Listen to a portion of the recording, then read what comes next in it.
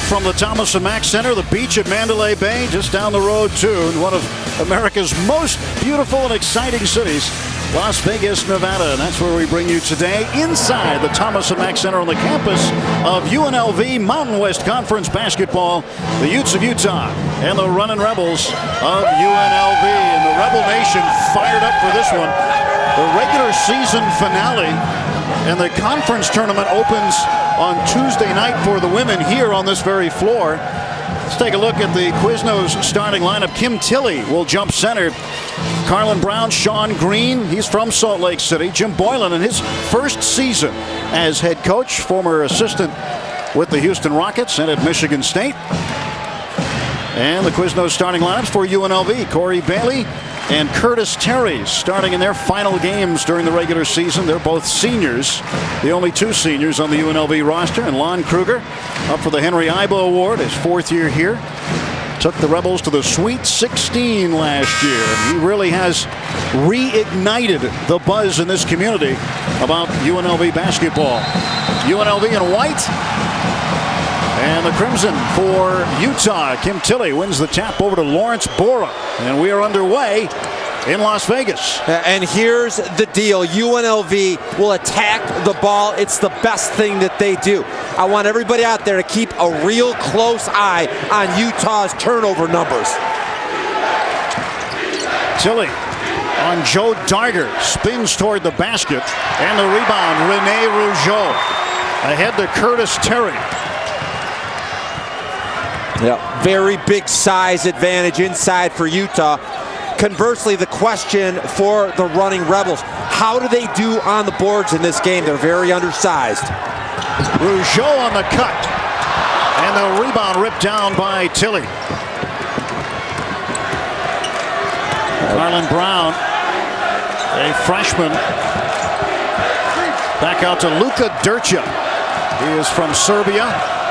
Durcha had 10 assists last time out, almost had another one right there, but Darger comes up with the loose ball for UNLV. Man, what an environment in here today.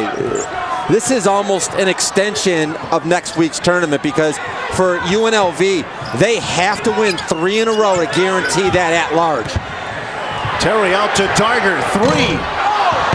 And the rebound to Lawrence Bora.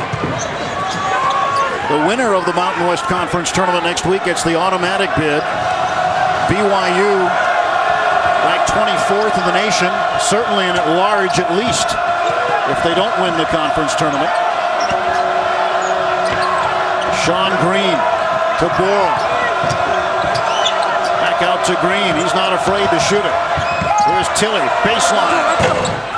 Still, nobody's got it. Is Curtis Terry playing in his 128th career game. He ties former Ute Bryant Markson's record for career games. First game of the Mountain West Conference tournament, he'll break it. The best feature offensively for UNLV, Tim, is I don't think many teams in college basketball play with this much freewheeling fun. Still better than 2 minutes gone by and not a basket. But Kim Tilley commits the first personal foul.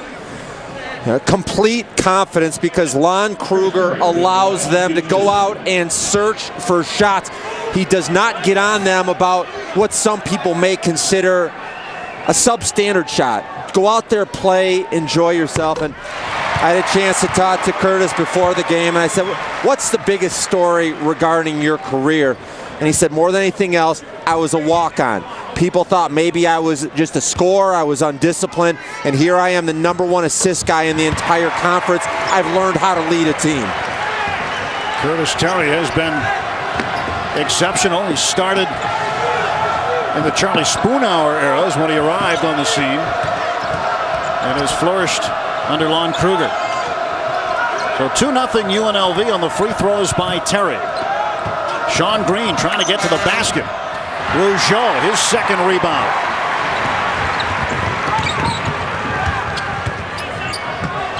Darger, a Utah native from Riverton, playing against his home state team. commits the personal foul over the top. So that'll be the first foul on the Rebels as a team. First on Darger, too.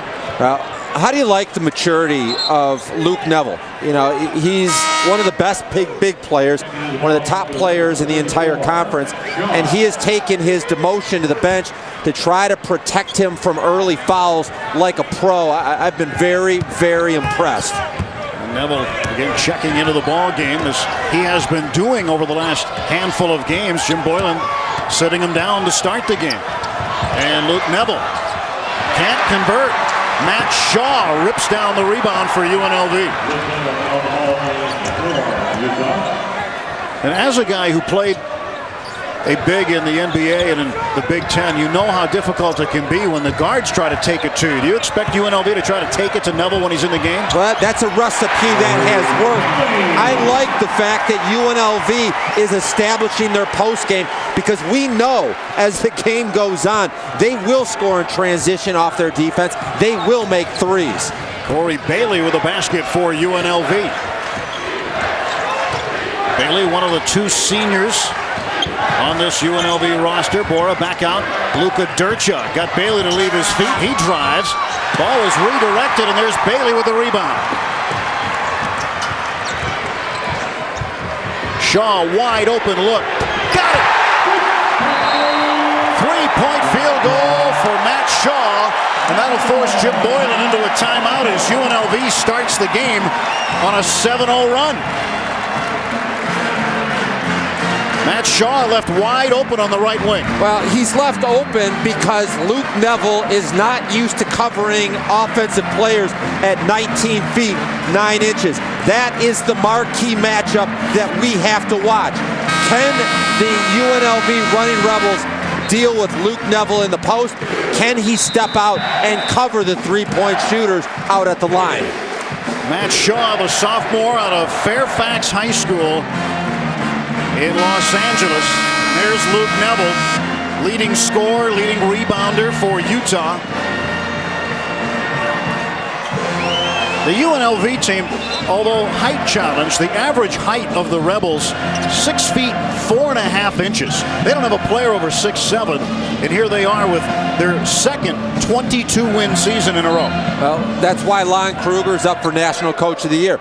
He is able to craft a system that fits his personnel. And remember, he lost 5 scorers from last year's team. He lost 3 of his big guys. So what does he do? Well, he just changes his system, and he gets back to 20-plus wins. Johnny Bryant has checked in for the Utes. He lines up a 3 ball, and he can't make it go. It is punched out of bounds by Neville. And the ball to UNLV when we come back to Las Vegas. The running Rebels out to a 7-0 lead. You're watching Mountain West basketball. Nothing. UNLV, along with Tim McCormick, Tim Neverett, Jim Boylan, he has a lot of plays. This is his play card. Yeah, there's 150 plays right here. On the back, this is his scouting report for this game. It talks about the first 6 plays that they're going to run. Talks about their offensive goals. Defensive goals are right here, and it's fascinating. For instance, defensively, their goal today is that normally UNLV makes 8 three-pointers a game. Today they want to hold them to 6, and by creating a list of goals that players are expected to live up to, it gives the ball players a real clear vision of what they need to do to ensure victory. Jim Boylan a little under the weather yesterday, feeling a little better today now that it's game day. Bad pass by Curtis Terry. Johnny Bryant has it for Utah. 0 for 7 start offensively. Luka Durcha gives it to Bora. Now inside they go to Neville. Neville fouled on the way up. That'll be on Matt Shaw. That's the second team foul. First on Shaw.